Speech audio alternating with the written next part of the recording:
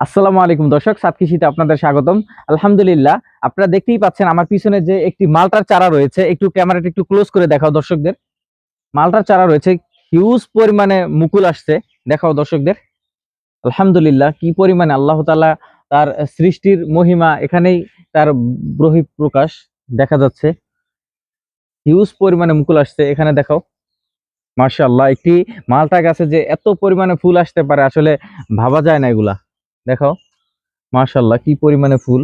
নিচেও দেখাও, একদম নিচে, একদম গাছের নিচে, একদম একদম নিচে এখানেও ফুল আসছে। মাশাআল্লাহ মাশাআল্লাহ, পাশে আরেকটি গাছ রয়েছে এখানে, কমলার চারা। এটাও মাশাআল্লাহ ভালো ফুল আসছে। এটা এই বছরে প্রথম, দেখতেই পাচ্ছেন। দেখা যায়, একটু দেখাও, ক্লোজ করে দেখাও। মাশাআল্লাহ, এটাও মাশাআল্লাহ খুব ভালো ফুল আসছে। আলহামদুলিল্লাহ, এদিকে দেখাও। আলহামদুলিল্লাহ, খুব ভালো ফুল আসছে এখানে। মাশাআল্লাহ। তো ইনশাআল্লাহ আমি আমার এই গাছের আপডেট, হিউজ পরিমাণে মুকুল আসছে। একটি মালটা এবং একটি কমলা গাছে, দুটিতেই হিউজ পরিমাণে ফুল আসছে।